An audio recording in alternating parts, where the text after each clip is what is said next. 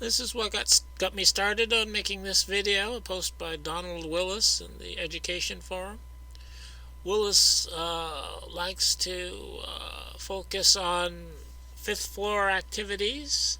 I don't agree with his conclusions usually when he talks about the fifth floor. And I'm not going to read this here, but you can stop the video on each frame of this and you can read his entire post if you like, because I've provided it here. And Willis is addressing the problem of where were the window boys, as I call them.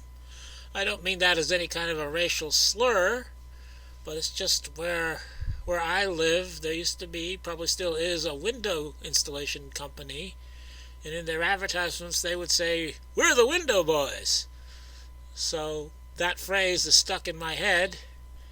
And when this problem became apparent to me, I associated it with the window boys in the Texas School Book Depository, all of whom eventually said they were on the fifth floor during the assassination. And the window boys, as I call them, are Bonnie Ray Williams, James Jarman, and Harold Norman. And I first became aware of this issue, where are the window boys, where were they really, by studying the photography, where in photography taken at about the same time, and sometimes even what is said to be from the same photograph, not all of the window boys are visible. And here I have circled in that purplish pink color Harold Norman and the window he supposedly is in. And you can see in some of the photography you don't see anybody there. And the far left picture there from the Dillard close-up, to me it looks like that person was pasted in. He's a cut and paste into the window. So I think the implication here is that the photography cannot be relied upon to show us exactly where all the window boys were, and it might not just be Harold Norman. So anyway, what Donald Willis is talking about does seem to be a real issue based upon the photography. And now I think I should review my bias here regarding the window boys.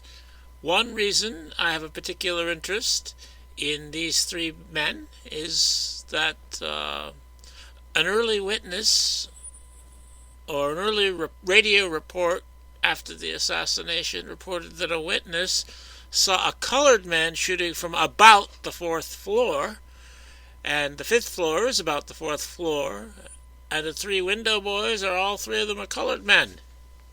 And saw a colored man lean out of about the fourth floor window of the Texas School Book Depository building and fire 2 more shots. So a witness said he saw a black man shooting from about the fourth floor, which is pretty close to the fifth floor, firing the last 2 shots from the building. And so I think it's interesting that we have 3 black men on the fifth floor whose stories changed and who don't consistently appear in the photography of the building. So it seems to me that one of them probably was firing some shots from the fifth floor. And then there is what I hear on the Channel 1 radio, police radio recording during the time, just before the shooting. Someone can be heard to be apparently singing something like "Live a little, little, little," which I take to be James Jarman singing. The reason I take that to be him singing is because after that it says, "I don't want to play games with you, James."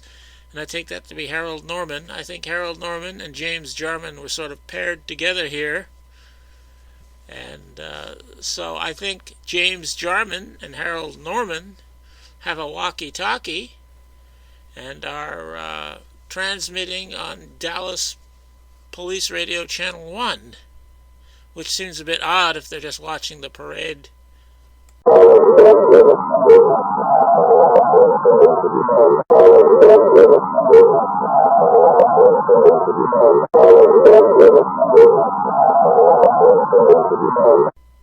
And shortly after that, on the same radio recording, I hear somebody say, "I be Jarman, armed with a gun."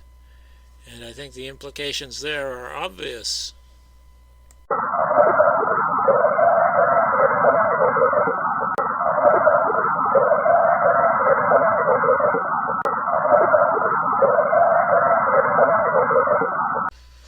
So I think James Jarman, one of the window boys, had a rifle and was shooting from the 5th floor.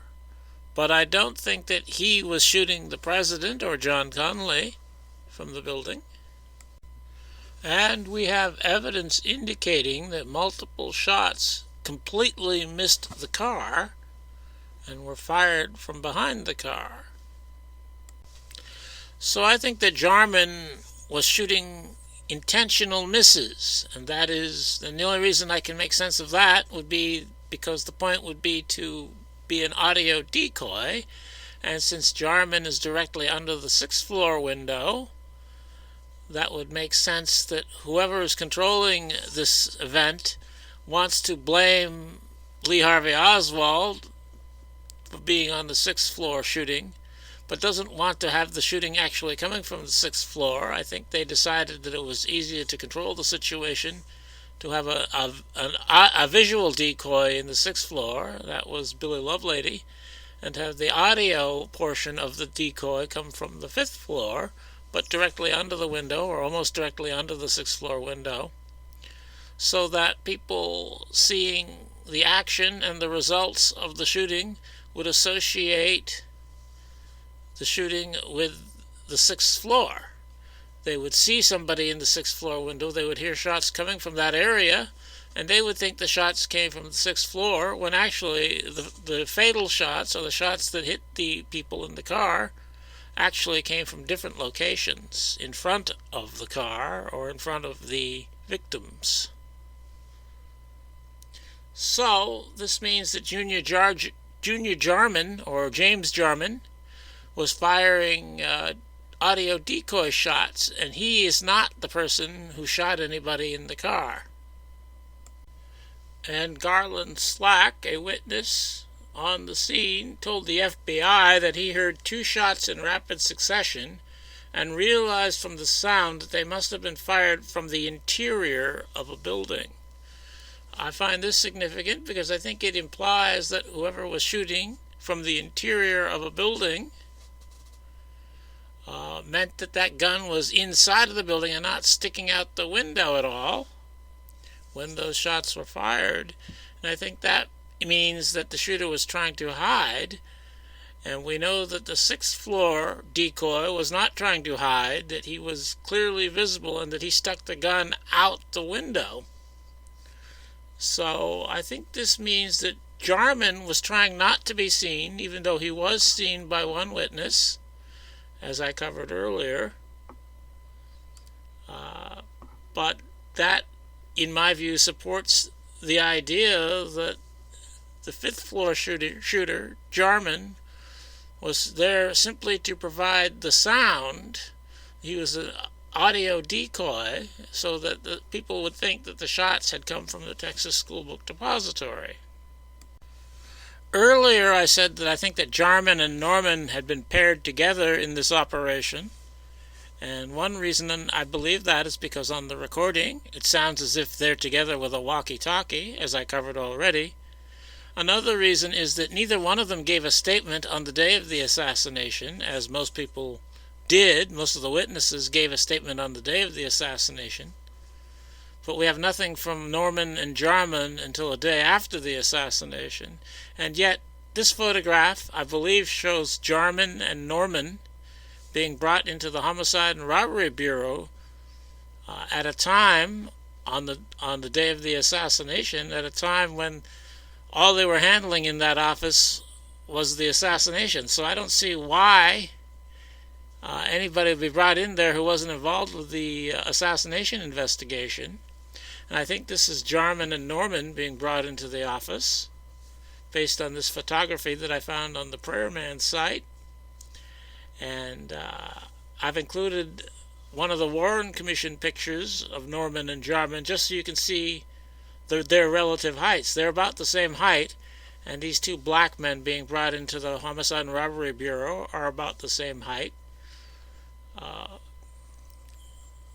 Though absolutely certain identification from this photography I think is impossible, I think this is probably Norman and Jarman being brought in by the authorities on the day of the assassination, and yet we don't have a statement from them until the next day. So I think this means that they're paired together, as I said before, that they were working together in this operation, and that they had to get their stories straight, and they weren't quite straightened out yet on the day of the assassination as to exactly what their stories were going to be. And I think this is consistent with the idea that Norman and Jarman were working together in the operation, and that's who we hear in the recording, as I've covered already, and that they needed more information. The investigators needed more information to determine exactly what their story was going to be. And that's why, even though we see them, as I say, in the custody of the authorities on the day of the assassination, they didn't give statements until the next day. So that's why I think the window boys are important, and that it's important to determine where they were at the time of the assassination. And I think this understanding explains why, or might help to explain why, their stories are inconsistent as they presented them, and that the photography is inconsistent. That is, that the stories and the photography both were altered in order to obscure what it is they did. When I started this video, I had originally intended to cover a lot more material, but that would make this into a very long video. And since I've already got 12 minutes down, I think it will make a good 15-minute video as it is, so I'm going to stop it there. My original intent was to cover their changing statements, and maybe I'll make another video for that, and also the very weird testimony of Tom Dillard, who took one of the photographs that is inconsistent, and I think that would be a good video on its own too. I think I've already made such a video, but it's not currently posted, so I'll probably have to remake that. But I'll end this one here. The Window Boys of the JFK assassination.